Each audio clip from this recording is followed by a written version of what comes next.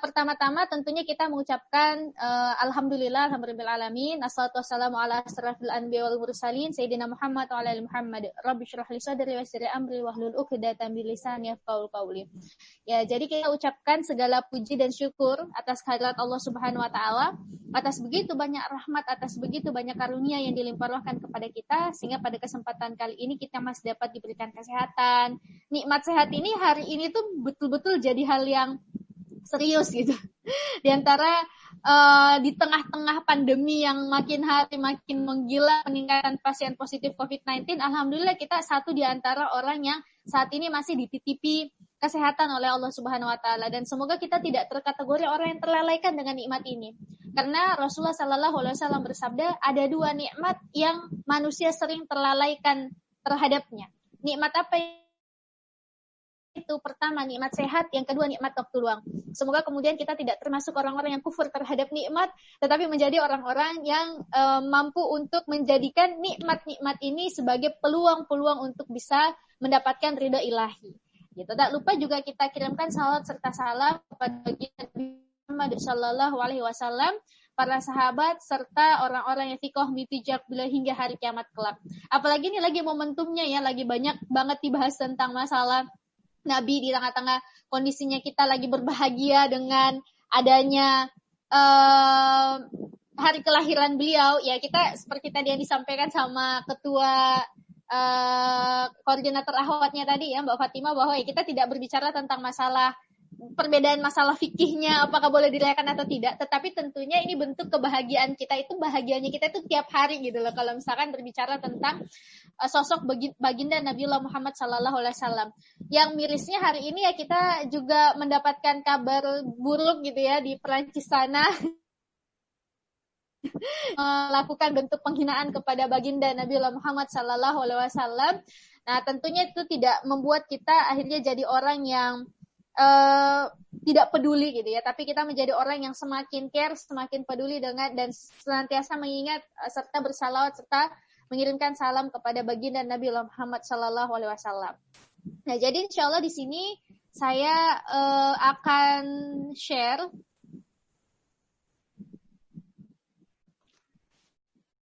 ini bisa di ini enggak ya? Ayo di stop dulu. Oke. Saya ada sedikit slide.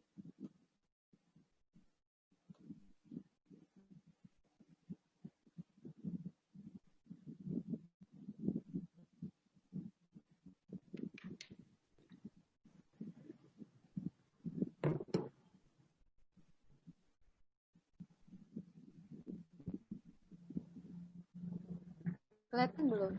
Udah kelihatan ya?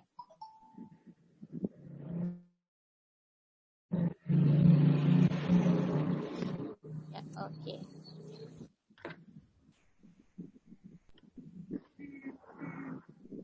Dream high, glow up your inner beauty. Jadi ini sedikit perkenalan profil saya. Saat ini aktivitasnya sebagai dokter, aktivis muda dan penulis. Ini ada sedikit riwayat pendidikan, pengalaman, dan riwayat organisasi. Teman-teman bisa baca, tapi tidak usah terlalu didalami dan dimaknai. Ini cuma sekedar pengenalan saja, karena kata orang tak kenal maka ta'aruf. Nah, jadi dibentuk ta'arufnya saya kepada teman-teman. Pertama, kita sebelum bahas tentang masalah glow upan dulu ya. Sebelum kita bahas tentang masalah dream high, glow up, inner beauty, kita bahas dulu nih tentang masalah insecure. Kenapa kita bahas tentang masalah insecure? Karena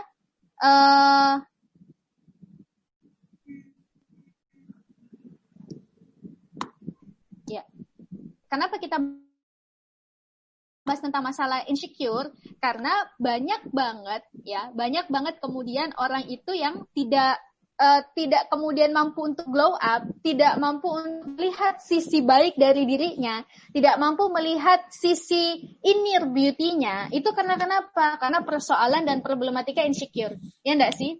Itu kan banyak banget ya yang kayak gitu, banyak banget muslimah-muslimah yang curhat, aduh Kak, saya juga kepengen nih kayak begini-begini, tapi merasa insecure dan lain sebagainya gitu. Nah, apa sih sebenarnya insecure itu?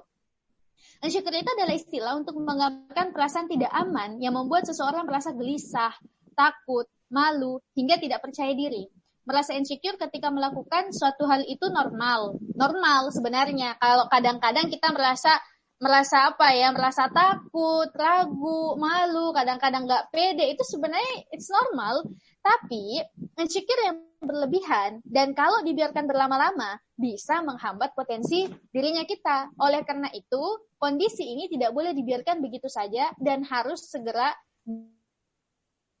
diatasi gitu. Kenapa? Karena kalau kemudian insecure-nya ini akhirnya menghambat dirinya kita ya, bagaimana kita bisa glow up, bagaimana kemudian kita bisa menggali inner beauty-nya kita. Tapi sebelum itu penting tidak sih kita berbicara tentang masalah glow up? Kita satu persepsi dulu nih tentang masalah glow up ya. Glow up ini umum kan sebenarnya maknanya. Kalau dalam persepsinya kita sebagai seorang muslimah ya, fisik itu bukanlah sesuatu yang memang utama gitu. Kenapa bukan sesuatu yang utama? Karena Allah Subhanahu wa taala memandang seseorang itu bukan dari aspek fisiknya, tetapi dari aspek apa? Dari aspek takwanya. Nah, sehingga inilah yang kemudian akan kita glow up-kan di sini, bukan sekedar glow up dari aspek fisik, tetapi glow up apa? Glow up dari aspek takwa. Nah, tapi nanti ini akan berhubungan dengan ini akan berhubungan juga dengan masalah fisik gitu. Kenapa? Karena ternyata kita bakalan susah glow up takwa kalau kemudian orientasinya kita, kalau kemudian akhirnya yang buat itu insecure, persoalan fisik melulu. Gitu. Akhirnya apa? Tertutupi potensi inner beauty-nya kita. Nah, padahal inner beauty seorang muslimah itu berbicara tentang masalah apa? Berbicara tentang masalah behavior, berbicara tentang masalah manner, berbicara tentang masalah kontribusinya, berbicara tentang masalah kebermanfaatannya di tengah-tengah masyarakat. Nanti itu akan kita lebih bahas. Tapi kita selesaikan dulu nih masalah insecure-nya kita, gitu. Karena tidak bakalan bisa glow up kalau masih ada problem insecure seperti ini nih, gitu ya. Nah,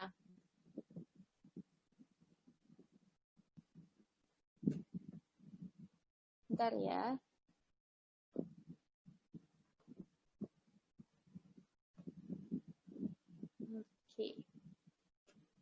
Nah, maka kita harus tahu dulu, kan tadi saya sudah sampaikan dari awal ya, bahwa sebenarnya insecure itu boleh nggak sih? Normal nggak sih? Normal. Boleh nggak sih insecure? Nanti kalau masalah bolehnya tergantung insecure-nya masalah apa dulu nih. Tapi yang saya mau bahas di sini adalah insecure itu ada yang sifatnya fisiologis, ada yang sifatnya patologis. Mungkin kalau teman-teman FKM atau teman-teman kesehatan biasa dengar nggak istilah fisiologis dengan patologis? Atau masih asing dengan apa tuh Kak? Baru pertama kali dengar tuh, apa itu fisiologis, apa itu patologis. Nah, jadi kalau fisiologis itu adalah maksudnya dia sesuai dengan fungsi normal.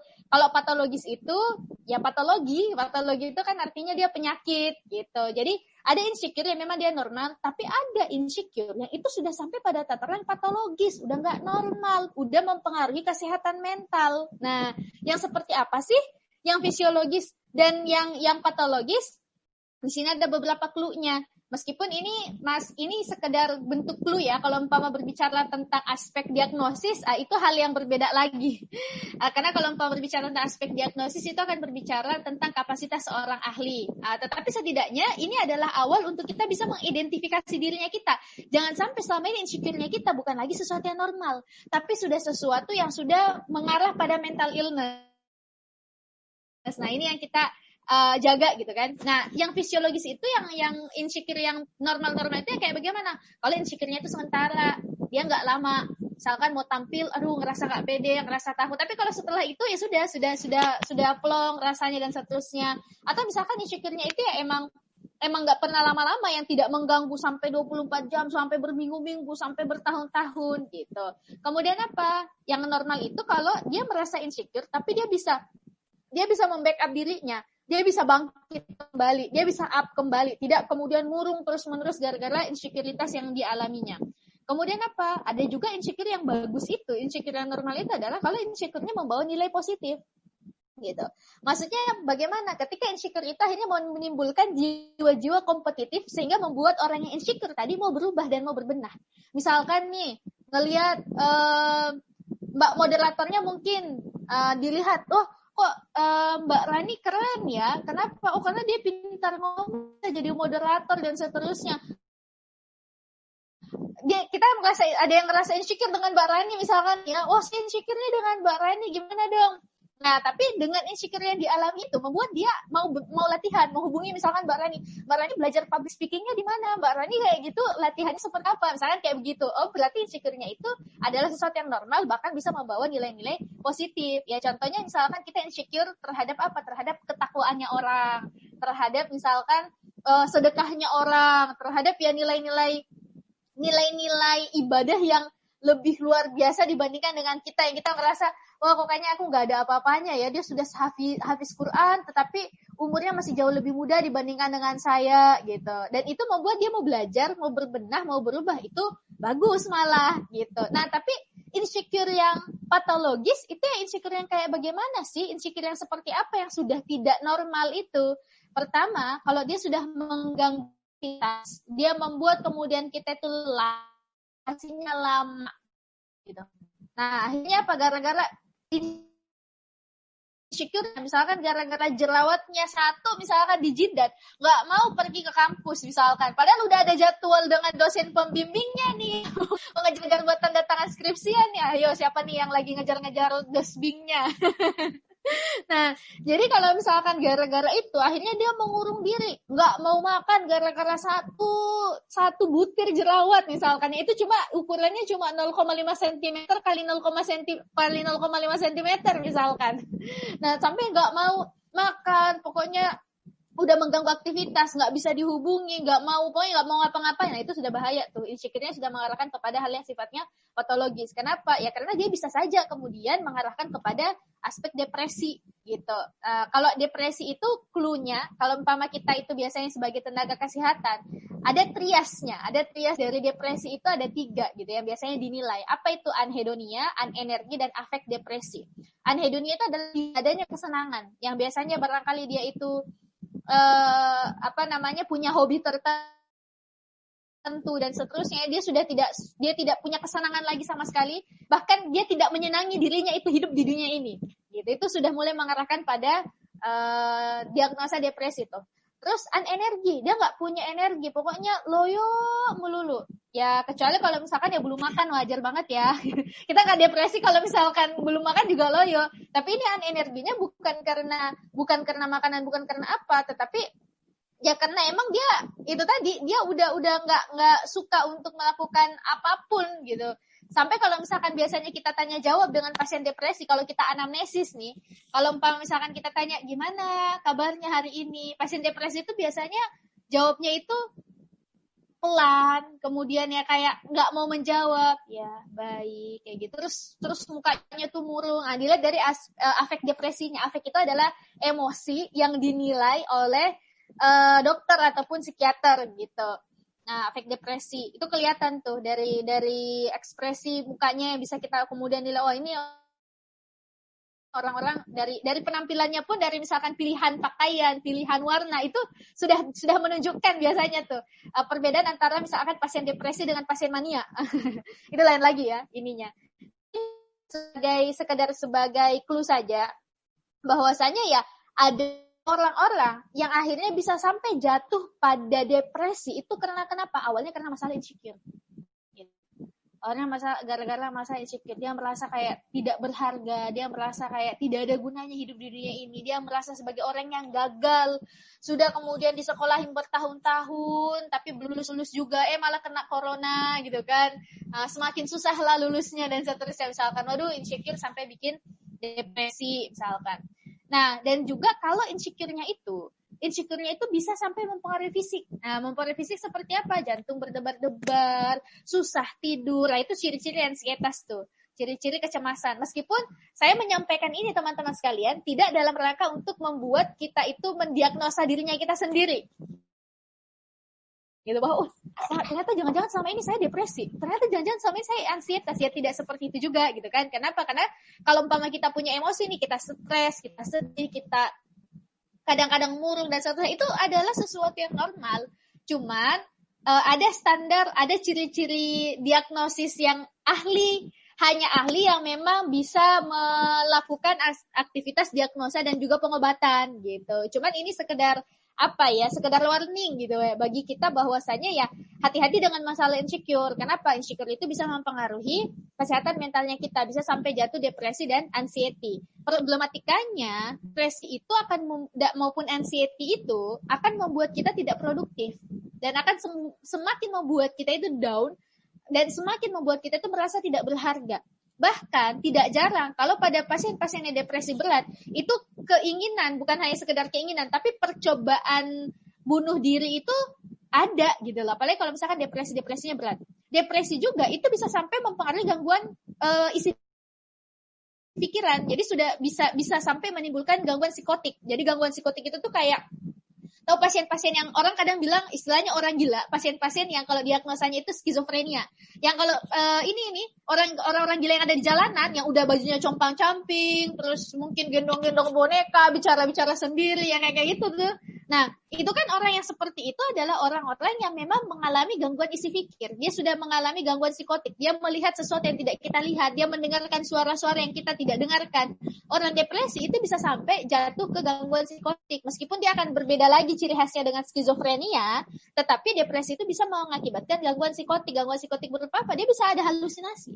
Dia bisa ada ilusi. Dia biasa ada ya yang seperti itu kadang-kadang.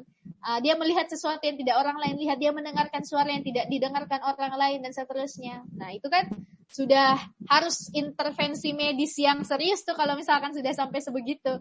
Apalagi kalau tadi dia termasuk kegawat daruratan psikiatri kalau ada pasien depresi itu sampai pada tataran sudah ada percobaan bunuh diri ataupun ada keinginan bunuh diri, itu sudah sampai pada tataran kegawat daruratan tuh. Kalau sudah seperti itu. Nah, awal mulanya dari mana? Awal mulanya dari rasa insecure gitu. Kenapa bisa sampai jatuh depresi? Karena tadi dikomentari ngelihat misalkan, kok orang-orang di media sosial di Instagram glowing semua ya. Wah, orang-orang kemudian di nonton TV orang semua cantik-cantik pas bercermin, innalillahi ya Allah, kamu gak saya kayak gini-gini banget ya Allah misalkan. Nah, itu akhirnya apa? Bisa mempengaruhi mempengaruhi mental.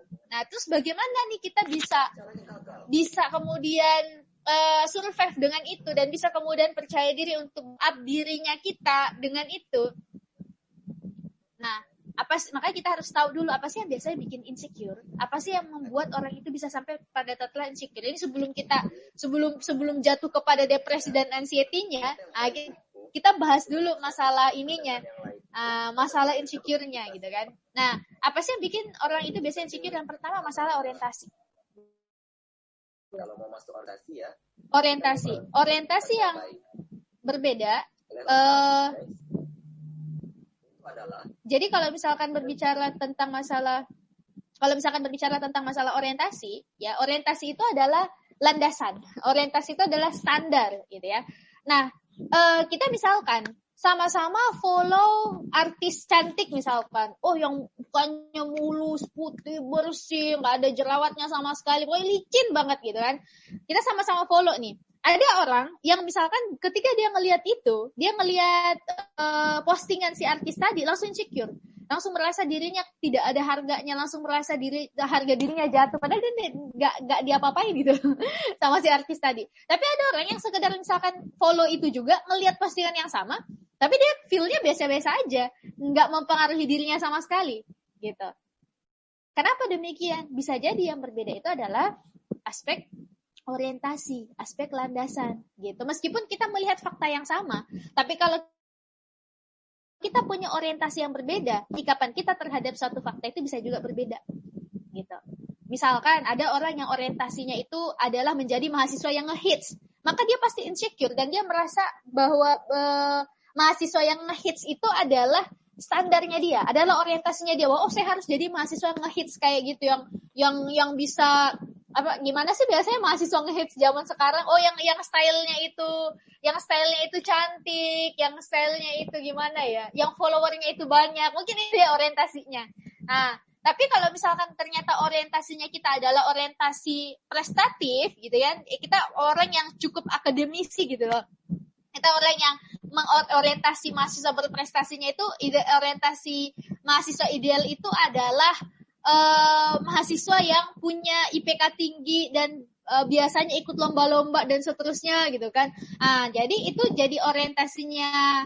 Ketika itu yang jadi orientasinya dia tidak bakalan insecure dengan mahasiswa yang ngehits. Tapi dia merasa insecure dan dia merasa kepengen. Dan mahasiswa-mahasiswa yang itu berprestasi gitu. Yang itu IPK-nya tinggi, yang misalkan dia jadi asisten dosen. Nah, jadi beda orientasi, beda nanti rasa insecure yang terjadi. Terus gimana dong nih kita sebagai muslimah? Boleh enggak tuh kita kayak begitu? Nah, kita harus menetapkan orientasi kita dulu nih. Sebagai seorang muslimah, ya sekarang kita tanya nih dirinya kita, apa sih yang kita cari dalam hidup? Apa sih sebenarnya kita pengen dalam hidup ini? Kalau teman-teman sekalian, hidup ini bukanlah tempat lomba Miss Universe, ya. Hidup ini bukan panggung catwalk, Miss Universe. Sehingga apa? Kita tidak disuruh oleh Allah Subhanahu wa taala untuk berlomba-lomba dalam hal kecantikan. Siapa yang paling cantik, siapa yang paling bagus bodinya, siapa yang paling. Kadang-kadang kita sendiri yang membuat kompetisi itu ada. Dan Allah tidak pernah nyuruh kita berkompetisi dalam hal seperti itu.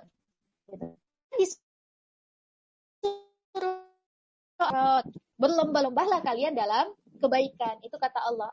Allah tidak pernah nyuruh kita, hai muslimah, berlomba-lombalah kalian dalam memutihkan wajah kalian. Berlomba-lombalah kalian dalam melangsingkan bodi kalian. Berlomba-lombalah kalian dalam melakukan berlomba-lombalah kalian dalam banyak-banyakin follower kalian. Ya Allah enggak nyuruh kita seperti itu, tapi Allah itu nyuruh kita fastabiqul khairat, berlomba-lomba dalam kebaikan. Terus emang enggak boleh ya Kak, kalau misalkan kita itu pakai perawatan atau misalkan mungkin kita olahraga biar berat badannya kita ideal dan seterusnya. Enggak masalah, bagus malah, tetapi orientasinya itu untuk apa dulu? Gitu. Kalau sekedar kita misalkan mati-matian, ada orang yang mati-matian untuk diet, mati-matian misalkan dia ubah dirinya, operasi sana sini, mati-matian kemudian beli skincare mahal gitu kan. Nggak apa-apa makannya tiap hari tempe doang, yang penting skincare-nya itu terbeli. Ada orang yang seperti itu, tapi kalau orientasinya, niatnya hanya untuk supaya balas dendam dengan mantannya, gara-gara misalkan si mantannya itu selingkuh, aku harus balas dendam nih, saya harus glow up, saya harus lebih bagus daripada pacarnya dia yang sekarang, biar mantannya saya itu menyesal. Orientasinya salah. Kenapa? Sia-sia. Terus kalau umpama pacarnya itu nyesel, kalau mantannya itu nyesel, kalau kemudian mantannya itu pengen balik lagi, itu semua apa? Gitu kan? Tapi kalau misalkan orientasi kita itu merawat diri, berolahraga rutin, makan makanan yang sehat, itu dalam rangka diniatkan untuk ibadah, karena kita tahu bahwasanya tubuh ini adalah amanah dari Allah Subhanahu wa taala juga, bahwasanya ya Allah itu ketika misalkan kita olahraga, ketika misalkan kita menjaga berat badan yang ideal, itu dalam rangka ketika misalkan kita anggap bahwa ini adalah upayanya sih untuk bisa hidup sehat. Kenapa? Pertama, Allah di dalam salah satu hadis Rasulullah SAW bersabda, Allah itu lebih mencintai mukmin yang kuat dibandingkan dengan mukmin yang lemah. Kuat ini dalam artian ya kuat dalam segala hal, pun termasuk kuat dalam hal fisik gitu. Maka enggak jadi kalau misalkan kemudian kita itu berolahraga gitu, menjaga berat badan dan seterusnya, makan makanan yang sehat, pun misalkan menjaga kulitnya kita gitu. Misalkan ada karena kalau umpama berbicara tentang jerawat, memang itu hal yang kadang-kadang normal ya, tapi kalau misalkan dia sudah sampai acne vulgaris, kalau jerawat itu kan bahasa medisnya acne vulgaris. Acne vulgaris itu ada beberapa grade, ada grade 1 sampai grade 4. Nah, memang kalau misalkan grade tertentu itu sudah sampai pada tataran memang tidak jadi masalah kalau misalkan kita obati, karena dia adalah bagian dari penyakit juga.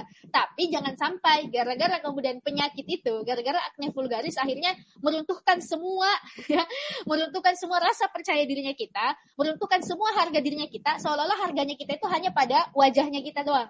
Gitu. Padahal value-nya seorang muslimah itu bukan cuma dari fisik, bukan dari berat badan, sama dari warna kulit ataupun misalkan mulus tidaknya kulitnya gitu. Karena itu tadi, kalau umpama kita benar orientasinya bukan orientasi materi, orientasinya bukan orientasi fisik, maka kita akan tetap punya nilai-nilai yang membuat kita itu tetap percaya diri dan tidak sampai membuat kita insecure, apalagi sampai jatuh depresi dan anxiety. Kenapa? Ya kita kemudian akan cuek dengan hal-hal yang menjadi suatu bentuk penilaian orang, menjadi sebuah bentuk penilaian manusia. Tapi kita itu akan fokus dengan apa? Dengan penilaian Allah Subhanahu Wa Taala. Misalnya sudah berusaha, kan tadi penyakit ya, kita berusaha untuk skincare dalam rangka untuk bahwa ini sebagai salah satu bentuk amanahnya Allah untuk menjaga dirinya sendiri.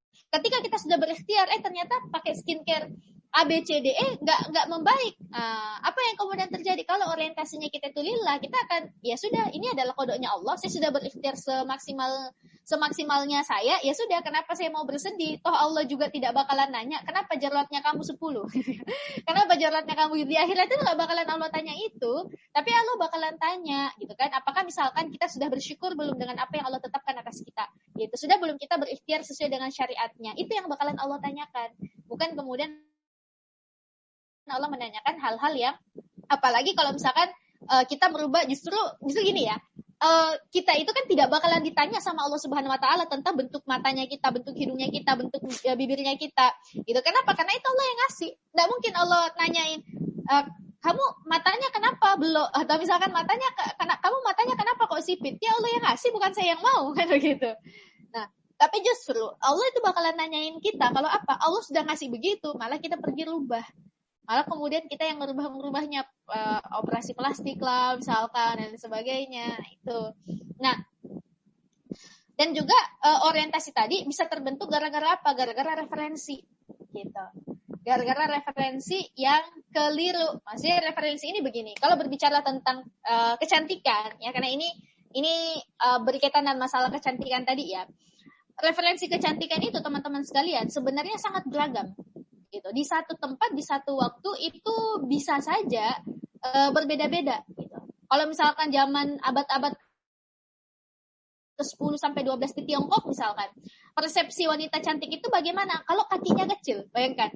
Bukan dilihat dari wajahnya, dilihat dari kakinya. Jadi semakin kecil, semakin mungil itu kaki, maka semakin kemudian cantik orang itu. Jadi bayangkan bagaimana perempuan-perempuan di zaman itu berusaha untuk mengecilkan kakinya, yang sampai kadang-kadang ada yang memaksa kakinya itu pakai sepatu-sepatu yang sempit, yang sampai berdarah-darah, bahkan tidak jarang kemudian ada yang memotong beberapa bagian ininya, tumitnya, kalau saya tidak salah, gitu. Kemudian apalagi, ada lagi di daerah yang lain, gitu ya, kalau misalkan di salah satu suku di Kalimantan itu, suku Dayak ya kalau saya tidak salah, yang definisi wanita cantiknya itu ketika apa? Ketika lehernya itu panjang dan telinganya itu panjang. Jadi pakai, pernah nggak lihat sih itu yang pakai kayak gelang-gelang tapi yang ditaruh di leher tuh ya. Nah, terus dari kecil itu dipakein anting-anting yang beratnya berkilo-kilo, biar apa? Biar daun telinga itu jadi menjuntai ke bawah gitu. Karena itu definisi cantik wanita di sana gitu. Ada lagi kemudian definisi cantik di daerah yang lain gitu. Di daerah Mauritania, daerah Afrika misalkan, itu yang dianggap cantik itu adalah ketika perempuannya itu gemuk gitu. Ada lagi kemudian daerah yang lain yang definisi wanita cantiknya itu adalah ketika apa? Ketika jidatnya itu lebar. Kalau orang Jawa bilang jenong ya kalau tidak salah.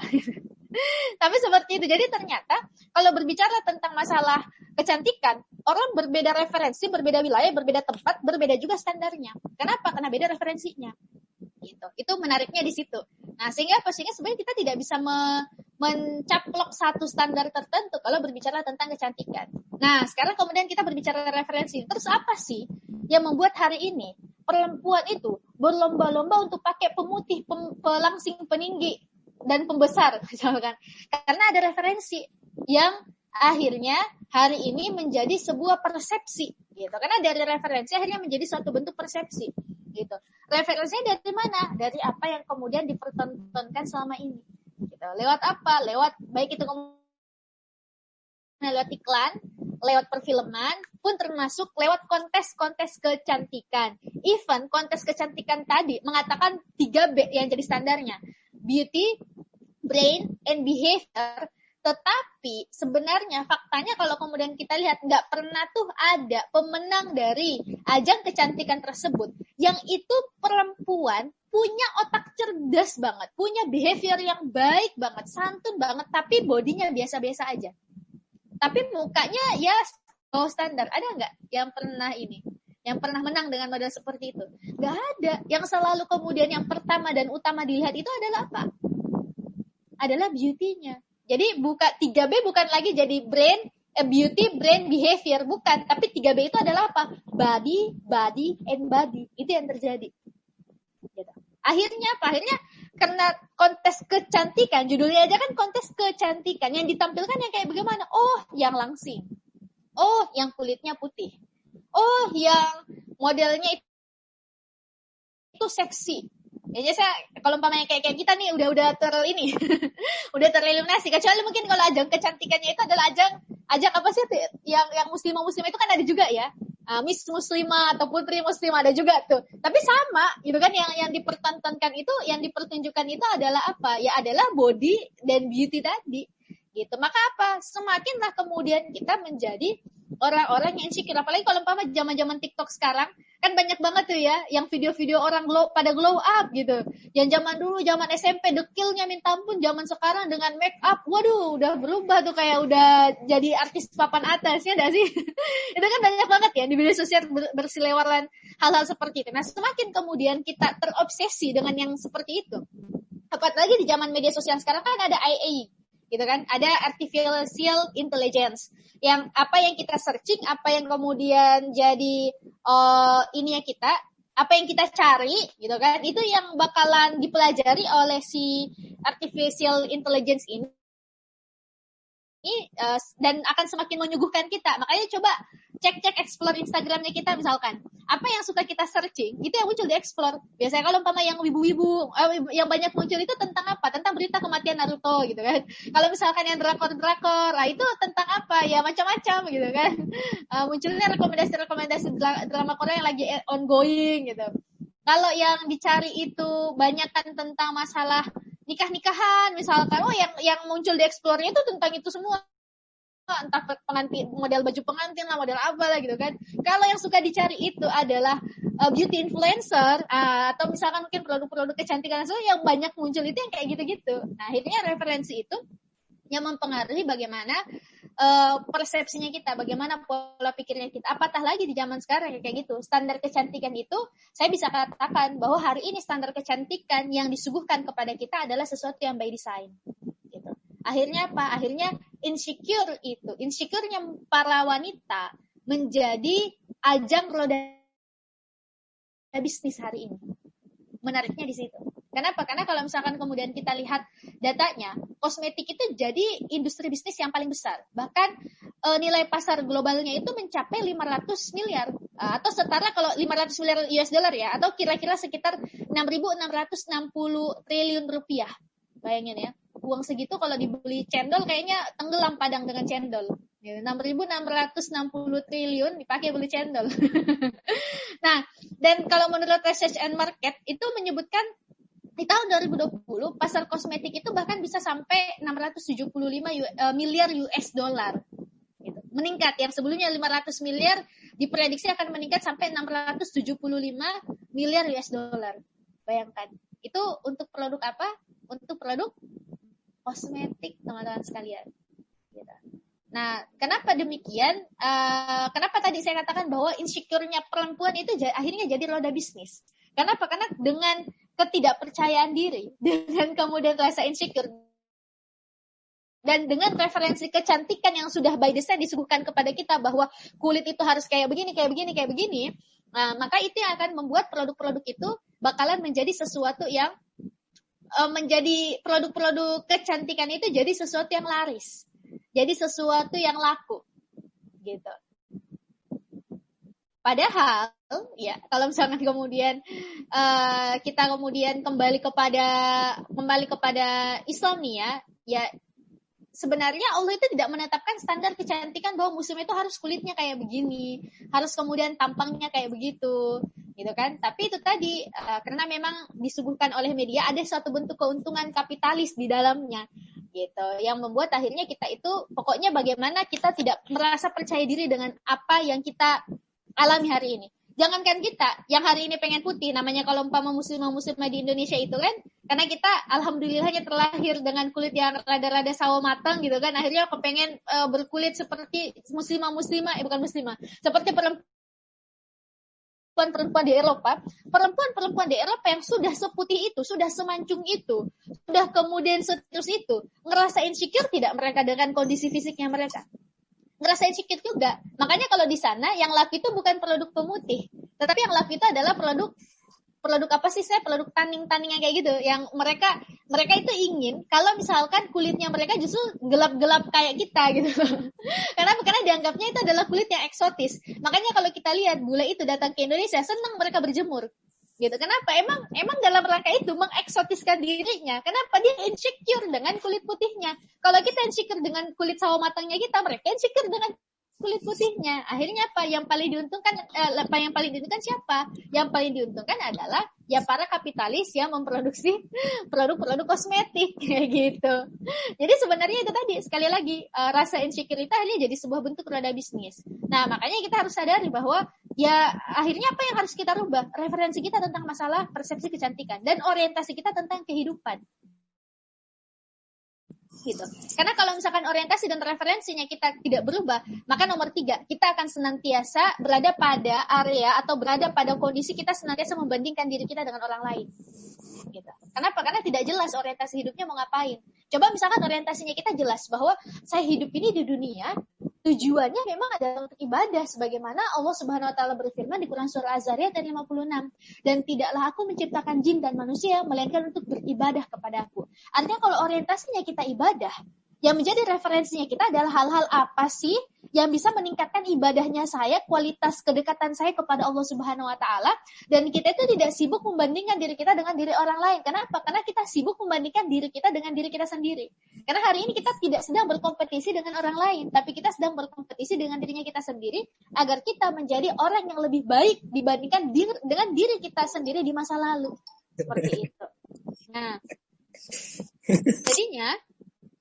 jadinya kemudian pakai maskeran dulu itu tidak jadi masalah. Yang jadi masalah tadi kalau insecure-nya itu akhirnya apa? Akhirnya membuat insecure-nya itu mengarahkan kepada hal-hal yang sifatnya patologis, yang sampai membuat depresi, anxiety, yang sampai membuat akhirnya kita tidak mampu untuk menggali potensi-potensi diri gitu. Atau misalkan insecure-nya itu karena salah orientasi gitu kan, yang pokoknya hidupnya ini hanya sekedar dipakai bagaimana untuk mendapatkan pujian sebanyak-banyaknya, gitu ya.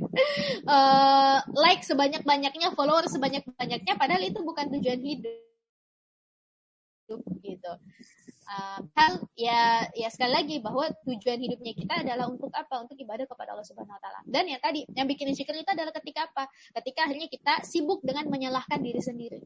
Gara-gara aku nih kayak begini, gara-gara kemarin nih aku nggak memilih seperti ini, akhirnya jadi seperti ini, gitu kan. Nah, padahal oke lah dalam batas tertentu kita mungkin punya rasa bersalah terhadap dirinya kita sendiri dalam batas tertentu, itu kadang-kadang bagus gitu. Kalau umpama itu membuat kita mau menjadi orang yang berubah, mau membuat kita menjadi orang yang berbenah, itu bagus tuh. Tapi kalau misalkan menyalahkan diri sendiri, akhirnya gara-gara merasa bersalah tadi membuat kita itu membuat kita itu akhirnya gara-gara menyalahkan diri sendiri akhirnya depresi gitu. Nah, itu hal yang sudah tidak bagus gitu. Atau misalkan dia gara-gara dia menyalahkan dirinya sendiri, dia mengurung dirinya gitu kan, karena rasa bersalahnya kan. Kadang-kadang kalau orang merasa bersalah kan kayak gitu ya, nggak pengen ketemu dengan orang lain, karena pokoknya saya pelakunya dan seterusnya. Itu yang bahaya tuh kalau misalkan sudah sampai sebegitu. Itu insecure-nya ya kadang-kadang hal ini menyalahkan diri sendiri yang membuat kita itu merasa insecure. Padahal tidak ada yang menyalahkan kita, tidak ada yang menyalahkan kita gara-gara bentuk wajahnya kita misalkan, tidak ada yang menyalahkan kita gara-gara bentuk tubuhnya kita gitu. Hanya kita sendiri yang membuat seolah-olah itu adalah sesuatu yang salah dan seolah itu adalah suatu masalah. Padahal Allah sendiri tidak mempermasalahkan hal itu gitu. Nah, ini tadi yang saya sudah sampaikan sedikit ya, bahwasanya ya akhirnya insecure itu jadi roda industri dalam sistem kapitalis, karena promosi standar kecantikan lewat media, kemudian penjualan kosmetik yang meningkat, dan ditambah lagi hari ini kita hidup dalam kondisi kehidupan yang materialistik. Yang hari ini standarisasi orang itu adalah standarisasi materi, dan itu yang membuat akhirnya muslimah-muslimah itu merasa insecure. Kenapa? Di mana-mana orang itu menyandarkan segala sesuatu dengan aspek materi, termasuk fisik itu kan termasuk materi ya. Misalkan kalau mau melamar kerjaan, yang dilihat itu bukan cuma sekadar IPK, tapi ada satu syarat penting lainnya yang biasa di bagian bawah. Apa itu? Berpenampilan menarik. Jadi pun demikian misalkan kalau kita lihat dalam kehidupan sosialnya kita hari ini, tingkat kemuliaan seseorang seolah-olah hanya dilihat dari aspek apa? Materi yang dia miliki. Jadi semakin misalkan dia kaya, semakin dia punya tahta, semakin kemudian dia dihormati. Ya enggak sih? Misalkan mungkin ada yang bertamu di rumahnya kita. Satu yang datang wali kota, yang satunya yang datang adalah tukang beca. Barangkali kalau misalkan yang datang bertamu itu tukang beca paling cuma disuguhkan apa? Air putih, kue seadanya. Tapi kalau yang datang itu wali kota, Masya Allah semua segala macam jenis, kalau perlu satu menu masakan rumah makan Padang itu disediakan di rumah. Jadi betul-betul luar biasa gitu. Kenapa? Karena hanya sekedar melihat kemuliaan seseorang itu dari aspek materinya doang gitu. Ini bisa dikatakan ya, ketika kita hidup dalam sistem sekularisme kapitalisme, memang aspek yang jadi standarisasinya adalah aspek materi gitu. Apa sih sekularisme kapitalisme itu? Sekularisme itu adalah satu bentuk sistem yang memisahkan antara agama dan kehidupan. Jadi ada bentuk dikotomi, ada bentuk perpecahan antara agama dan kehidupan. Jadi seolah-olah kalau misalkan kita bersosialisasi nih ya, nggak usah bawa-bawa agama. Kalau mau bawa-bawa agama sana ke masjid, kalau mau ceramah, kira-kira kayak gitu. Oh, kita lagi belajar tentang kesehatan masyarakat, kita lagi belajar tentang kedokteran, nggak usah bawa-bawa agama ke sini. Kalau mau bawa agama, nanti ngomongnya di masjid. Sama halnya misalkan akhirnya perempuan-perempuan muslimah, kalau misalkan pada saat mau sholat, dipakai mukenahnya.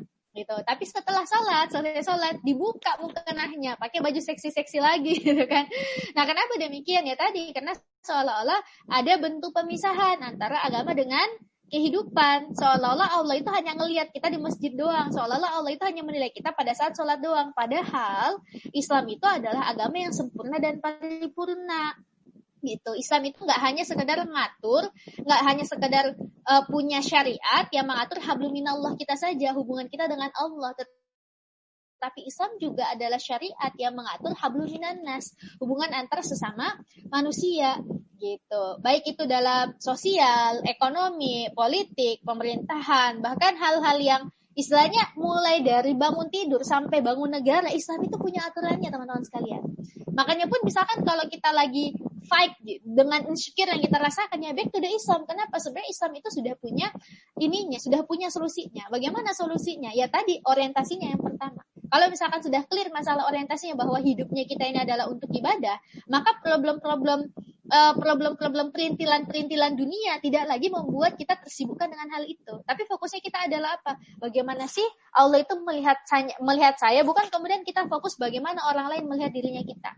Tetapi kita bakalan fokus bagaimana pandangannya Allah terhadap dirinya kita. Jadi kita fokus untuk apa? Mengglow upkan takwanya kita, mengglow upkan imannya kita, bukan lagi kemudian fokus mengglow upkan sekedar fisik belaka gitu. Ya karena yang paling untung adalah siapa? Bukan kita gitu kan. Yang paling untung adalah penjualan kosmetik yang meningkat. Karena begini, kalau kemudian kita tidak punya rasa bentuk kesyukuran, maka insecure itu akan terus datang gitu. Karena orang kalau misalkan kemudian kita lihat orang yang kita jadikan sebagai standar patokan kecantikan idealnya kita, mereka merasa insecure tidak dalam hidupnya. Mereka merasa insecure tidak dalam dirinya. Itu mereka tetap merasa insecure juga, teman-teman. Yang hari ini sudah putihnya minta ampun ya, sudah glowingnya luar biasa. Yang sudah kemudian ini ya masih merasa insecure juga. Dan ini fakta, gitu ya. Di dalam dunia modeling untuk menjaga berat badannya, kadang-kadang teman-teman para perempuan model ini itu melakukan diet yang aneh-aneh. Kadang-kadang ada yang sampai kemudian makan tisu gitu ya. Makan tisu buat apa? Biar dia bisa menahan rasa laparnya. Gitu. Karena dianggap kalau misalkan dia makan tisu tuh tisunya di dalam lambung itu ngembang. Jadinya dia tidak merasa lapar. Atau kadang-kadang ada juga yang sampai makan sejenis kayak cacing gitu. Dimakan cacing hidup, bukan cacing mati, cacing hidup. Untuk apa ya? Supaya kalau umpama dia makan si cacing itu yang kenyang. Jadi dia tidak menambah berat badannya gitu. Bahkan sampai seperti itu. Banyak juga orang-orang di dunia modeling yang itu mereka mengalami yang namanya anoreksia. Pernah dengar enggak anoreksia? Jadi anoreksia itu adalah kondisi di mana orang itu merasa orang itu nggak bisa makan gitu. Bahkan kalau umpama dia makan dikit itu dia muntah. Kadang-kadang juga ada namanya bulimia. Kalau bulimia itu dia makan banyak tapi habis itu nyesal. Saking menyesalnya, bentuk penyesalan dengan apa? Dia muntahkan, dia sengaja menstimulasi refleks muntahnya gitu kan, untuk membuat si orang tadi yang habis makan banyak tadi itu buat muntahin semua makanannya gitu. Sampai sebegitunya. Sampai ada yang anoreksia, sampai ada yang ya kayak gitu. Karena kalau umpama dia lengannya misalkan ini dikit, padahal udah kurus banget. Tapi kalau misalkan dia berat badannya naik dikit gitu kan, itu dia merasa insecure-nya minta ampun gitu. Sampai akhirnya itu tadi jatuhnya kepada anoreksia bahkan kemudian bulimia gitu. Nah, kenapa? Bukan karena fisiknya sudah bagus banget gitu ya. Tapi karena apa? Karena problematika orientasi dan referensinya gitu. Karena yakinlah teman-teman, kalau misalkan nafsunya kita diikuti, kita tidak pernah bakalan merasa puas gitu. Yang hari ini misalkan kulitnya itu mulus, merasa puas enggak dengan itu? Enggak, dia bakalan merasa bahwa masih ada kok di luar sana yang lebih mulus lagi. Yang hari ini sudah putih merasa ini tidak, merasa kemudian cukup tidak, karena masih ada lagi yang lebih putih di luar sana gitu. Jadi perasaan-perasaan insecure itu tidak bakalan bisa selesai kalau kemudian kita tidak punya rasa syukur dan tidak punya orientasi yang benar gitu dalam kehidupan ini. Nah, dan susah kalau umpama berbicara tentang masalah kondisi hari ini, memang itu susah. Kenapa? Karena kita dibanjiri dengan referensi-referensi, yaitu mengarahkan kita menjadi orang-orang yang melihat segala sesuatunya dengan aspek materi gitu. Kenapa ya? Lewat tontonan yang kita tonton, lewat kemudian industri-industri hiburan yang sehari ini kemudian ditayangkan gitu. Dan seperti itulah kemudian akhirnya kita dididik gitu ya, dididik secara tidak langsung. Nah, kalau misalkan kemudian kita tidak punya orientasi, tidak punya referensi yang benar, maka kita akan tergerus dengan arus seperti ini, arus industri kosmetik sistem kapitalisme. Boleh tidak sih? Boleh, cuman begini, sewajarnya saja gitu loh. Yang tadi yang saya katakan yang sudah pada tataran yang tidak boleh itu adalah ketika apa? Ketika kemudian sudah berlebihan dan ketika kita tidak punya orientasi yang tepat. Kenapa? Karena kalaupun misalkan kita sudah mencapai apa yang kita inginkan, kita tidak akan pernah terpuaskan sampai di situ saja. Sudah misalkan turun berat badannya 5 kilo, pengen lebih kurus lagi. Sudah kemudian putih, glowing dan seterusnya, pasti pengen lebih dari itu lagi. Itu nggak pernah ada habisnya. Kalau misalkan apa, yang kita ikuti adalah hawa nafsunya kita. Gitu. Yang kita ikuti adalah standar kecantikan orang lain di luar sana. Gitu. Nah, terus bagaimana dong agar bisa kita punya progresivitas untuk bisa glow up gitu, untuk bisa kemudian glow up takwanya kita ya. Nah, dengan cara apa? Orientasi hidupnya kita itu harus lillahi ta'ala. Ya tadi saya sudah sempat singgung ya, bahwa ya hidupnya kita ini adalah untuk ibadah. Ya sudah, kalau misalkan kemudian hidupnya kita itu untuk ibadah, yang jadi fokus utamanya kita adalah apa? Adalah aktivitas ibadahnya kita gitu. Kenapa? Karena hidupnya kita ini teman-teman sebentar sekali. Kalau hanya sekadar kemudian kita itu misalkan waktunya kita itu habis gitu kan. Waktunya kita itu hanya sekedar habis untuk mempercantik diri. Terus kalau umpama sudah jadi cantik versi manusia gitu kan. Terus mau apa? Terus kalau misalkan sudah dapat pujian, sudah dapat follower banyak, sudah dapat endorsement banyak, sudah dapat duit yang banyak, sudah dapat pekerjaan yang diinginkan. Terus mau apa? Sudah mencapai mimpi-mimpi yang kita harapkan, bisa keliling dunia, bisa traveling, bisa apa. Kalau umpama sudah melakukan itu, sudah mencapai itu, terus mau apa selanjutnya? Gitu. Nah, jadi tidak bakalan selesai, tidak bakalan finish gitu ya. Kalau misalkan kita itu sekedar ya tadi mengikuti hawa nafsunya kita. Padahal ya hidup ini adalah untuk apa? Orientasi hidup ini harusnya untuk lillahi ta'ala. Ali bin Abi Thalib pernah berkata seperti ini. Ali bin Abi Thalib itu pernah berkata seperti ini. Hidup itu bagaikan ibaratnya kayak proses perdagangan gitu ya. Kita ibaratnya pedagangnya. Sedangkan pahala itu adalah keuntungan. Dosa itu kerugian. Dan usia adalah modalnya kita. Bayangkan ya kalau misalkan kita punya modal, tapi tidak dipakai benar-benar, tidak dipakai baik-baik untuk bisa dapat keuntungan, ya jangan sampai kemudian kita malah dapatnya apa? Dapatnya kerugian. Sedangkan ya namanya kematian itu tidak menunggu harus tua dulu ataupun sakit dulu teman-teman sekalian. Kalau kita kemudian membandingkan antara waktu di dunia dengan di akhirat, berapa lama sih kita hidup di dunia? 60 tahun, 70 tahun. Average-nya kan rata-rata orang yang segitu ya, 60 sampai 70 tahun. Tapi siapa yang tahu yang namanya kematian? Itu tidak pernah tahu gitu. Ada yang masih muda sudah meninggal, ada yang ya belum selesai kuliahnya sudah meninggal. Yaitu adalah suatu bentuk ketetapan. Satu-satunya ibaratnya gini, tidak ada yang pasti di dunia ini kecuali kematian. Satu-satunya kepastian itu adalah kematian. Sayang kadang-kadang kita itu lebih prepare untuk mempersiapkan sesuatu yang tidak pasti, tetapi lupa untuk memprepare diri untuk sesuatu yang pasti. Kita memprepare betul-betul misalkan kuliahnya kita, saya harus kuliah 3,5 tahun dan IPK lulus 4,00 gitu kan. Saya harus selesaikan kuliahnya saya tahun ini dan seterusnya. Pokoknya pakai dipersiapkan, diprepare tuh baik-baik. Tapi ya namanya kita jadi sarjana, itu sesuatu yang belum pasti. Yang sudah pasti apa? Kita sudah pasti bakalan menjadi almarhumah. Gitu lah. Nah, tapi kadang-kadang kita tidak adil nih dalam hidup. Lebih suka mempersiapkan sesuatu yang belum pasti dibandingkan mempersiapkan sesuatu yang sudah pasti. Nah, maka di sini sama-sama kita saling mengingatkan, sama-sama kita saling mensupport, sama-sama kita saling ingat mengingatkan bahwa harusnya yang jadi orientasinya kita ini adalah orientasi akhirat nih.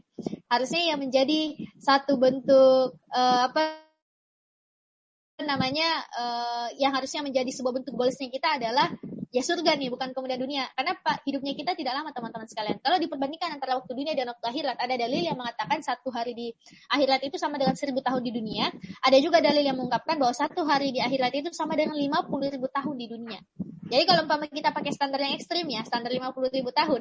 Kalau ternyata hidupnya kita itu sampai 60-an, 70-an tahun, ternyata kalau dikalkulasikan secara matematis, hidupnya kita itu tidak lebih dari sekadar 2 menit 1 detik doang.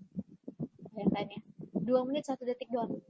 Kalau umpama 2 menit 1 detik doang dipakai habis untuk memenuhi kemudian nafsunya kita buat fisik belaka, tapi melupakan gitu ya, melupakan orientasi hidupnya kita untuk ibadah kepada Allah, sayang enggak?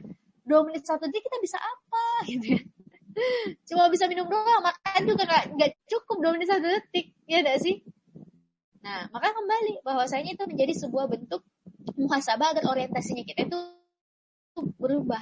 Agar orientasinya kita itu adalah untuk apa ya? Orientasinya kita itu haruslah kemudian untuk Allah Ta'ala gitu, untuk ibadah kepadanya. Nah, dan juga kalaupun misalkan kita punya rasa insecure, jadikan insecure kita itu untuk motivasi buat berbuat lebih baik lagi gitu loh.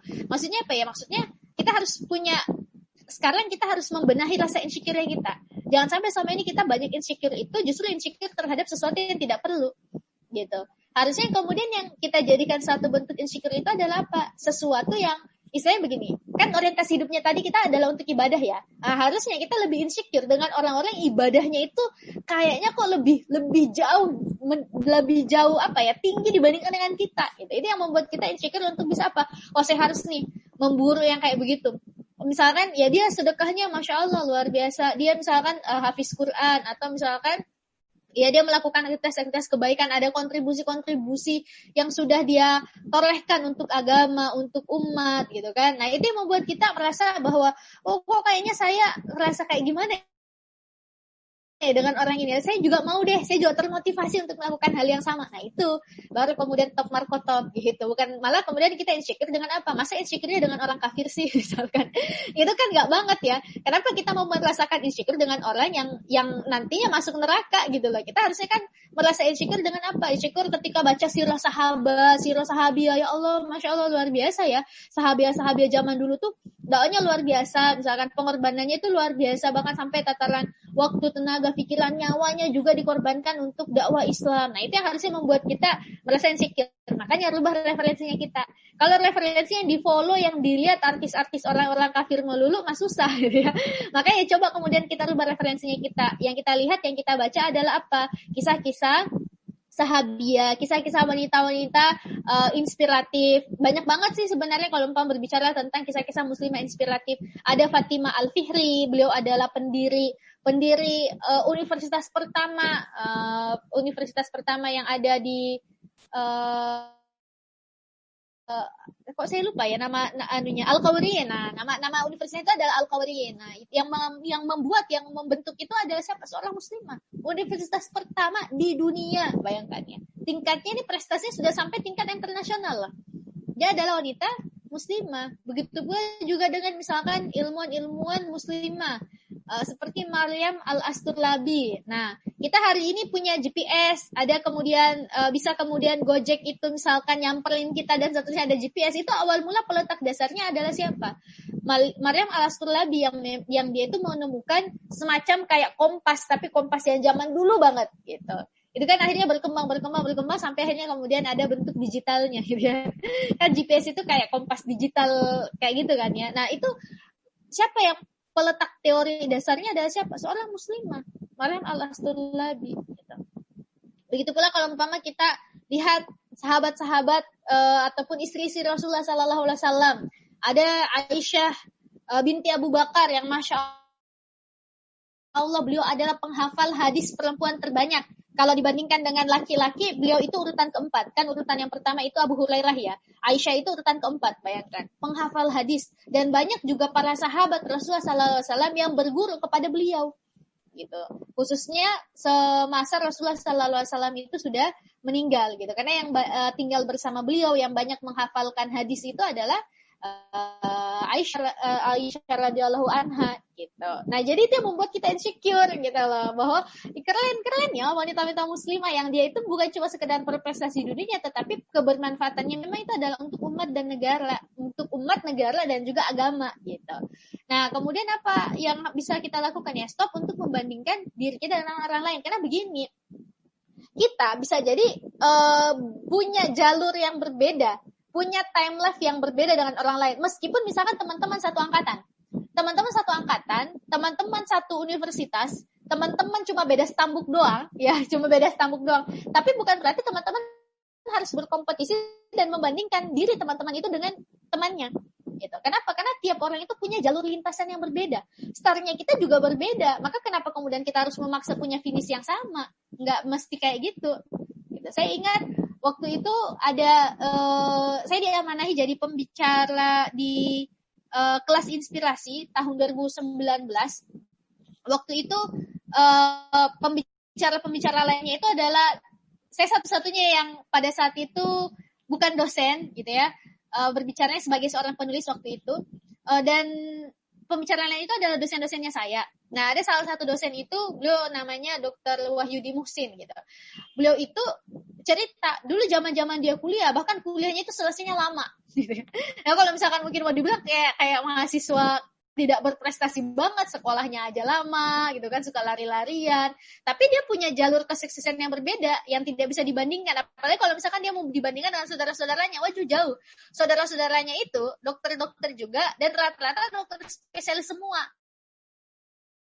Dia doang nih yang dokter umum gitu, tapi dia punya jalur kesuksesan yang berbeda. Dia sebagai seorang penulis, dia juga jadi direktur, dia bahkan jadi humas ID, dia juga jadi direktur, bukan direktur ding, apa sih istilahnya tuh kalau umpama kayak film-film begitu, pembuat film begitu.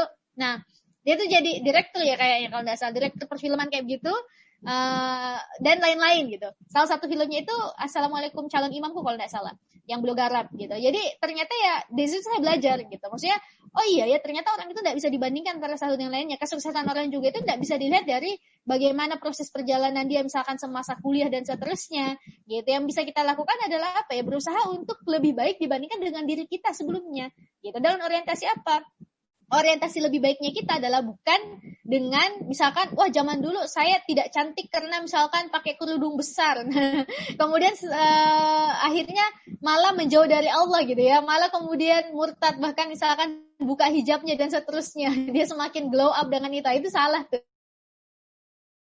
Tapi maksudnya adalah lebih baik dibandingkan dengan dirinya sebelumnya adalah dari aspek apa? Dari aspek ketakwaan, dari aspek apa? Dari aspek ketaatan. Itu yang kemudian jadi orientasinya. Gitu. Dan dengan apa? Dengan ya bersyukur dengan apa yang kita miliki hari ini dan berusaha lebih baik lagi tanpa kemudian harus kita membandingkan diri kita dengan diri orang lain. Gitu.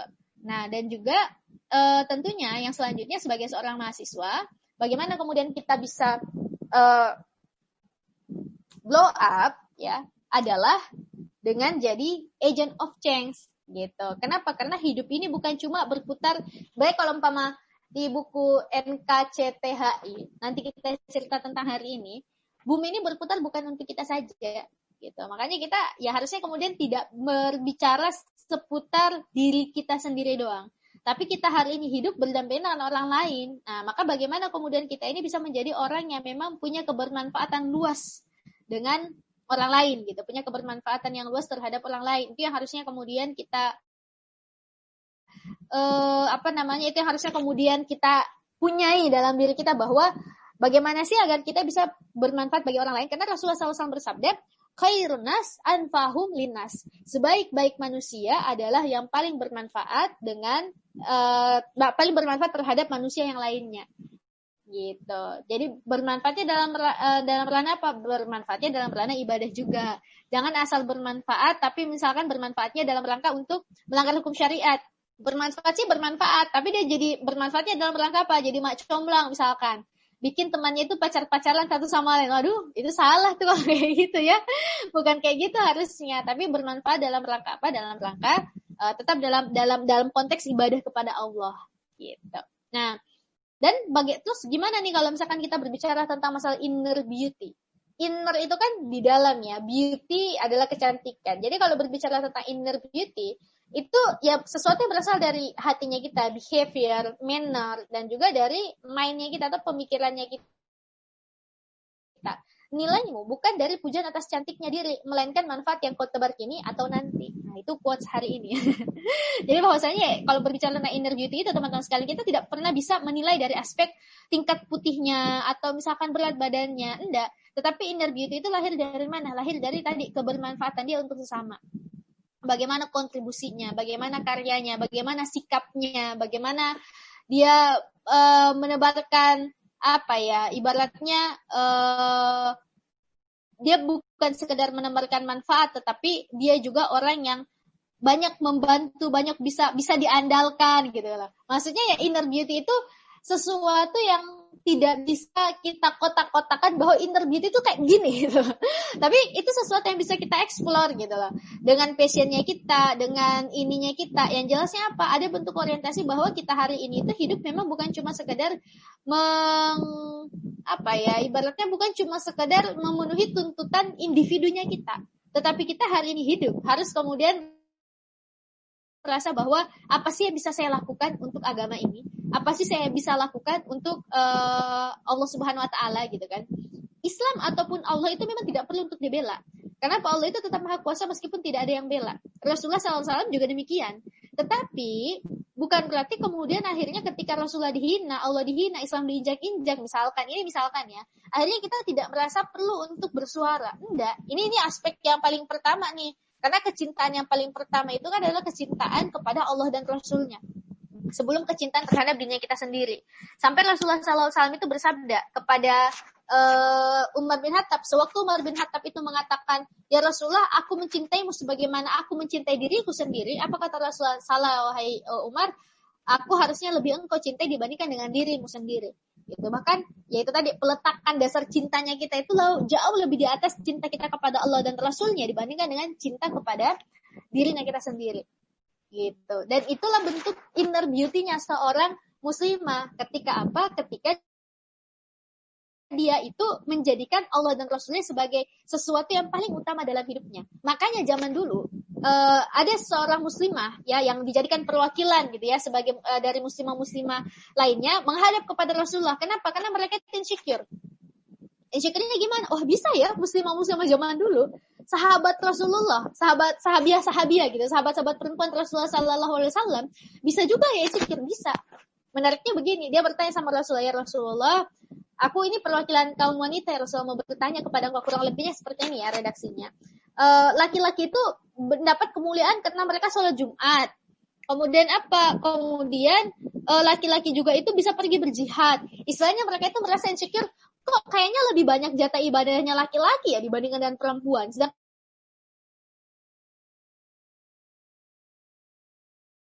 dalam rumah, kami juga ibaratnya kayak kepengen gitu mendapatkan kemuliaan dan kesempatan beribadah lebih besar sebagaimana laki-laki. Tapi apa kata Rasulullah SAW? Sesungguhnya apa yang kau lakukan, sesungguhnya ketika engkau itu menjaga anak-anak, menjaga harta gitu ya suamimu, maka pahalamu itu sama dengan apa yang dilakukan oleh suamimu gitu. Jadi Masya Allah banget ya, bisa dibayangkan suaminya para sahabat zaman dulu pergi berjihad, pakai pedang gitu ya, berdarah-darah, fisiknya yang jadi korban. Ternyata pahalanya sama dengan perempuan yang di rumah itu mencuci, cuci baju, cuci piring. Bayangkan, Masya Allahnya Islam. Jadi Islam itu bukan mendiskriminasi perempuan. Kita punya ternyata kesempatan berpeluang pahala yang sama, tetapi dengan cara yang berbeda gitu loh.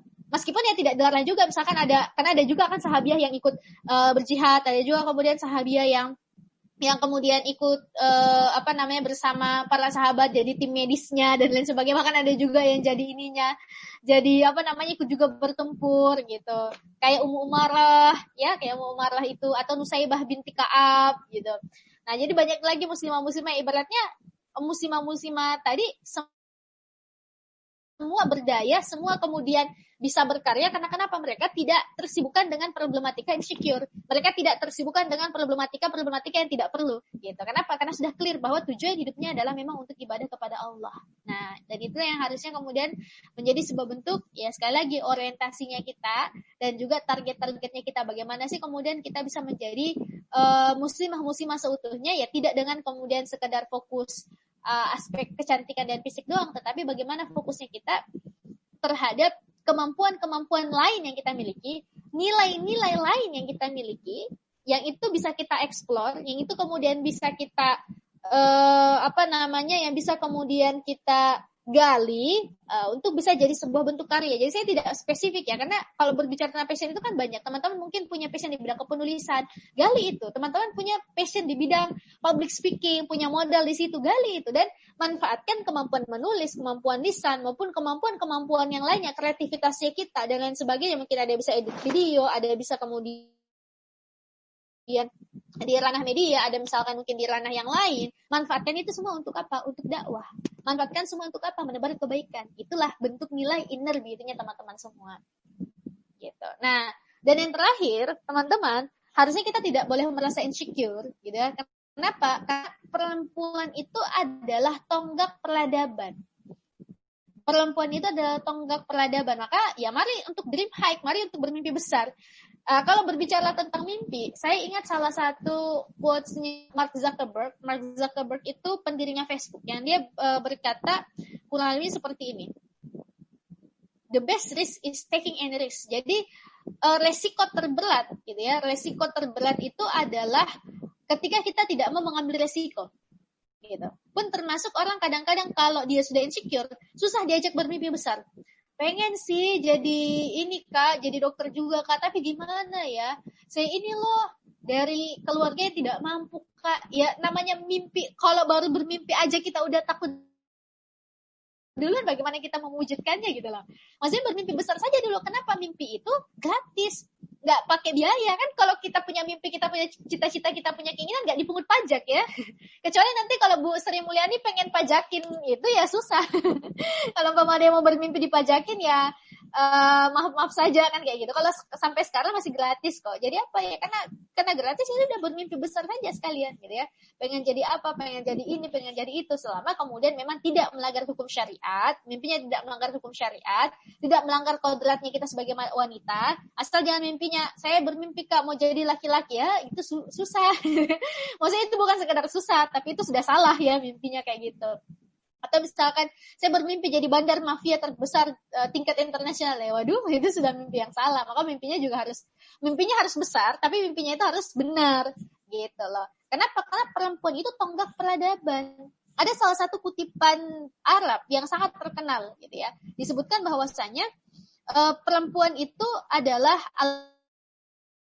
al-mar'ah gitu ya. Perempuan itu adalah tiang peradaban atau tiang negara. Jadi kalau buruk perempuannya, maka buruk pula negaranya.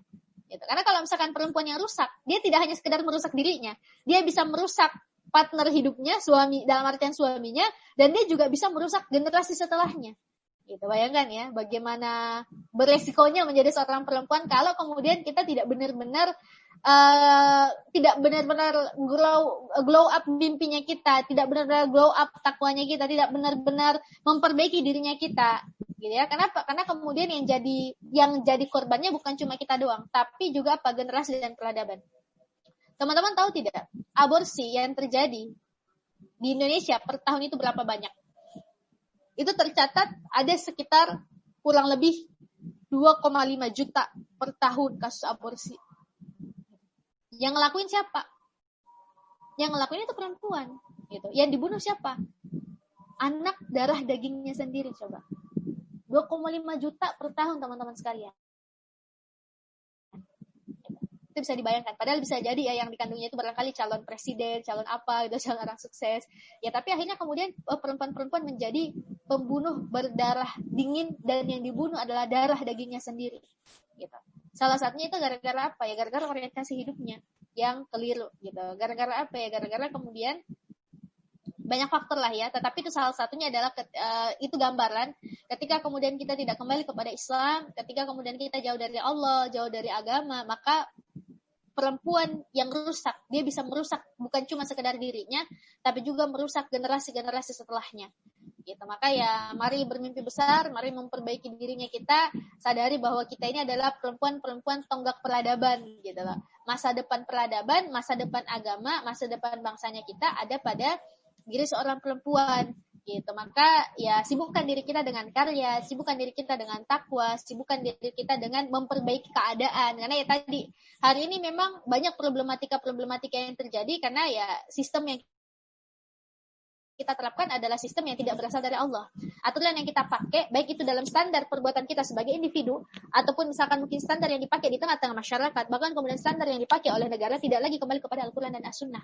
Makanya kemudian yang dijadikan sebagai standar adalah standar materi. Perempuan, orang melihat orang lain itu dengan standar materi. Kita melihat diri kita sendiri pun akhirnya dengan standarisasi materi, bukan lagi dengan standarisasi takwa. Gitu. Itu yang akhirnya wajar banyak kerusakan-kerusakan yang terjadi. Maka di tengah-tengah kerusakan hari ini, semoga kemudian kita menjadi satu bagian yang menyadarkan diri sendiri dan juga berusaha untuk menyadarkan orang lain di luar sana bahwa kita sebagai seorang hamba wajib untuk kembali kepada Islam. Kita sebagai seorang hamba harus kemudian ya memperbaiki diri dengan apa? Dengan ngaji, gitu ya, dengan ikut kajian, ikut komunitas-komunitas, dengan apa lagi? Dengan kemudian dakwah. Karena lewat aktivitas dakwah lah proses perbaikan, gitu ya. Proses rekonstruksi masyarakat itu bisa terjadi. Gitu pun termasuk misalkan ya kita meskipun bukan jurusan agama gitu kan, kita cuma misalkan mungkin jurusan kesehatan, tidak jadi masalah karena memang Rasulullah SAW bersabda balighu anni walau ayat, sampaikan walaupun satu ayat. Rasulullah tidak pernah memaksakan kita bahwa kalian tuh harus hafal Quran dulu baru menyampaikan kebaikan, kalian tuh harus ini dulu baru, kalian tuh harus hafal hadis arba'in dulu misalkan baru kemudian bisa menyampaikan ayat-ayat ataupun hadis. Tidak, Rasulullah cuma katakan bahwa balighu anni walau ayat, sampaikanlah meskipun satu ayat, yang kalau satu ayat itu ternyata bermanfaat untuk orang lain, kenapa tidak kemudian kita sebarkan gitu. Nah jadi jangan takut untuk bermimpi besar. Kenapa? Karena kalau misalkan kita itu bermimpi setinggi langit, kalaupun kita terjatuh, kita masih terduduk di antara bintang-bintang gitu. Nah, itu salah satu quotes yang saya kutip di bukunya saya Otak Tanpa Kotak. Di situ juga banyak membahas tentang bagaimana sih supaya kita punya rasa kepercayaan diri untuk punya mimpi dan untuk bermimpi besar. Gitu kan, kenapa ya? Karena itu adalah modal apa? Modal kemudian untuk kita bisa berkontribusi besar juga gitu. Sebagaimana Muhammad Al-Fatih seandainya dia merasa insecure, dia menganggap bahwa hala bapak saya, kakek-kakek saya zaman-zaman dulu juga pemimpin-pemimpin sebelumnya sudah berusaha untuk taklukkan Konstantinopel, toh tidak bisa takluk sampai sekarang. Saya mah apa? Saya juga masih anak muda kok, baru usia 21 tahun kok ngapain? 21 tahun kok ngapain saya capek-capek mikir Konstantinopel? Ya sudahlah, saya nikmati masa mudanya saya. Maka Muhammad Al-Fatih tidak bakalan terkenal sampai sekarang. Dan namanya tidak bakalan dipakai jadi nama anak-anak sampai sekarang. Kan gitu ya. Jadi kayak happening banget kan nama Al-Fatih itu di mana-mana. Tapi justru karena beliau tidak insecure. Kenapa beliau tidak insecure? Karena beliau itu bertawakal kepada Allah. Gitu. Kalau umpama mungkin beliau itu hanya sekedar menyandarkan pada kemampuannya, dia bakalan kemudian merasa tidak mampu. Siapa sih dia? Lebih canggih juga kakek-kakeknya ataupun bapak-bapaknya ataupun orang-orang pemimpin-pemimpin sebelumnya beliau jauh lebih banyak prepare-nya, jauh lebih luar biasa perjuangan, tapi toh juga tidak kemudian takluk juga Konstantinopel. Kalau Muhammad Al-Fatih hanya sekedar mau melihat aspek dirinya dengan nilai materi, maka nilai fakta ataupun materi yang dia miliki, maka kemudian pasti Muhammad Al-Fatih itu sudah insecure. Tapi kenapa? Dia tidak hanya sekedar melihat dirinya, tetapi yang dia lihat itu adalah apa? Yang dilihat itu adalah ini sesuatu yang sudah Allah janjikan. Gitu. Kalau Allah sudah janjikan, apa sih yang tidak? Kalau umpama Allah katakan kun fayakun kan gitu ya. Jadi maka jadilah. Maka itu yang membuat Muhammad Al-Fatih punya satu bentuk kepercayaan diri, dan Muhammad Al-Fatih tidak insecure. Kenapa? Karena ada bentuk tawakal kepada Allah, ada bentuk penyerahan diri kepada Allah bahwa ini Allah yang mau, ini Allah yang katakan, ini Allah yang ini Rasulullah SAW yang sabdakan. Dan Rasulullah tidak mungkin bohong. Sama halnya misalkan kemudian kita sebagai muslimah dan kaum muslimin gitu. Kalau hari ini Allah itu sebenarnya mengekspektasikan kita menjadi apa? Khairul ummah. Kalau kita buka di Quran surah Al-Imran ayat 110 contohnya, Allah Subhanahu wa taala berfirman, kuntum khairu ummatin ukhrijat linnas. Kalian adalah umat terbaik yang diturunkan di atas di antara manusia. Ekspektasi Allah loh kita jadi umat yang terbaik gitu kan. Tapi realitanya kalau kita kemudian melihat fakta dan kita melihat kemudian berdasarkan aspek materi yang dimiliki oleh umat Islam saat ini, tentu kita bakalan merasa insecure gitu. Halah, gimana kita mau jadi umat yang terbaik? Toh kemudian kita ini jadi umat yang terinjak-injak. Presiden Prancis saja menghina, si Macron dari Prancis saja menghina-hina Nabiullah Muhammad sallallahu alaihi wasallam, kita nggak bisa ngapa-ngapain selain kemudian ya hanya sekedar boykot doang gitu kan. Kita nggak bisa kemudian mengirimkan kayak pasukan zamannya Sultan Abdul Hamid II waktu beliau itu punya kekuasaan, ya karena umat Islam saat ini tidak punya kekuasaan gitu. Sekalipun misalkan penguasanya adalah seorang muslim, tetapi aturan yang diterapkan kan bukan aturan Islam gitu loh. Nah, kemudian apalagi kita bakalan merasa insecure. Toh yang banyak misalkan kayak melakukan aktivitas korupsi, umat Islam juga. Yang banyak kemudian melakukan aktivitas kriminalitas, ya umat Islam juga. Gitu kan, yang hilang sandalnya di masjid, umat Islam juga. Kalau kita mau melihat fakta umat Islam, kita benar-benar merasa insecure banget gitu ya. Gimana caranya kita bisa menjadi umat yang terbaik? Gimana caranya Islam itu bisa bangkit? Toh kemudian ngajak orang sholat aja susah ya hari ini gitu kan. Tapi gitu ya, kebangkitan Islam, tapi kejayaan Islam itu adalah sesuatu yang Allah Subhanahu wa taala sudah janjikan, sebagaimana di sabda Rasulullah sallallahu alaihi wasallam, yang mana Rasulullah sallallahu alaihi wasallam mengatakan ada 5 fase peradaban yang akan dilewati oleh manusia, gitu kan. Pertama adalah apa? Masa kenabian. Kemudian selanjutnya fase apa? Fase Khulafaur Rasyidin atau Khilafah Rasyidah. Mulai dari zamannya Abu Bakar As-Siddiq sampai Ali bin Abi Thalib. Kemudian yang ketiga adalah adalah Mulkan Adon. Mulkan Adon itu adalah penguasa yang zolim. Penguasa yang zolim. Terus kemudian yang selanjutnya adalah apa? Mulkan Jabariyat atau penguasa yang diktator. Nah, ini penguasa diktator ini betul-betul kalau dibandingkan dengan fase yang ketiga tadi, kalau fase yang ketiga masih menerapkan Islam sih, tetapi sudah ada bentuk pelanggaran-pelanggaran hukum syara yang dilakukan oleh pemimpinnya. Makanya dia kemudian zolim. Tapi kalau penguasa diktator sudah betul-betul tidak menjadikan Al-Quran dan As-Sunnah sebagai standar. Sudah betul-betul terpisahkan antara agama dengan dunia. Itu nggak lagi dipakai agama itu. Itu adalah Mulkan Jabarian. Dan apa kata Rasulullah ini kan, Mulkan Jabarian ini adalah sesuatu yang paling buruk di antara fase-fase yang lain gitu. Fase yang paling buruk, dan bisa dikatakan kita hari ini berada pada fase ini. Makanya kalau umpama kemudian kita sekedar melihat fakta, kita bakalan merasa insecure. Waduh, gimana ceritanya nih kita bisa jadi perempuan tonggak peradaban, lah peradabannya kita hancur-hancuran, bagaimana mau jadi tonggak gitu kan, nih peradaban hancur kayak begini. Tapi kata Rasulullah SAW apa?